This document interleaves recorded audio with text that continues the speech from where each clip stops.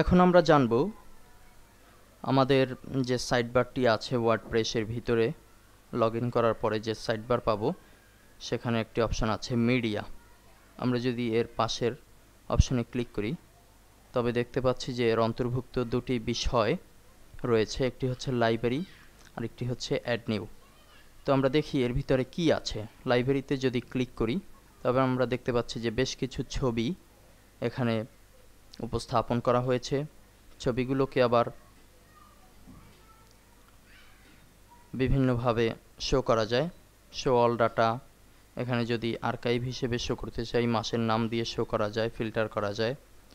আবার যদি চাই যে অ্যাড নিউ, মূলত এখানের এই অ্যাড নিউ বাটন এবং এখানের লাইব্রেরির নিচে যে অ্যাড নিউ বাটন দুটি একই কাজ করে। তো এই লাইব্রেরিতে হচ্ছে আপনার লাইব্রেরিতে কি কি আছে, অর্থাৎ একটি গ্রন্থাগারে কি থাকে, অনেক বইয়ের সমাহার থাকতে পারে।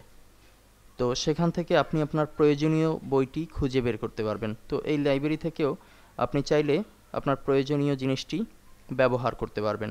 তো এখন শুরুতে আমরা দেখছি যে একটি নতুন বই বা একটি নতুন ছবি কিভাবে আমি এই লাইব্রেরিতে ওয়ার্ডপ্রেসের এই লাইব্রেরিতে জমা করতে পারি। আমরা অ্যাড নিউ বাটনে ক্লিক করছি এখানে বা লাইব্রেরির নিচের এই অপশন থেকে সিলেক্ট ফাইলস। এখান থেকে আমরা আমাদের নির্দিষ্ট ফাইলটি আনব।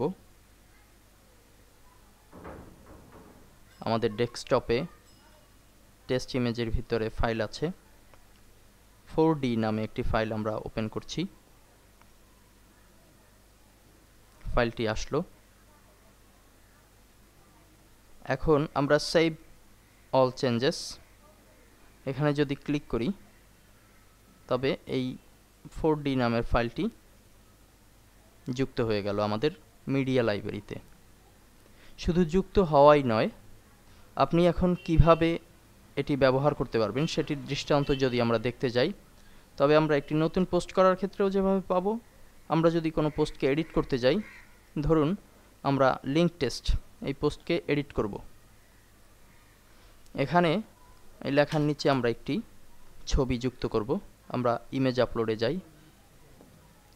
এখন এখানে from computer, from URL, from library, আমরা যদি ফ্রম লাইব্রেরিতে যাই তবে আমরা দেখতে পাচ্ছি যে 4D নামের যে ছবিটি আমরা একটু আগে, কিছু সময় আগে আমাদের লাইব্রেরিতে যুক্ত করেছি সেটি এখানে আছে।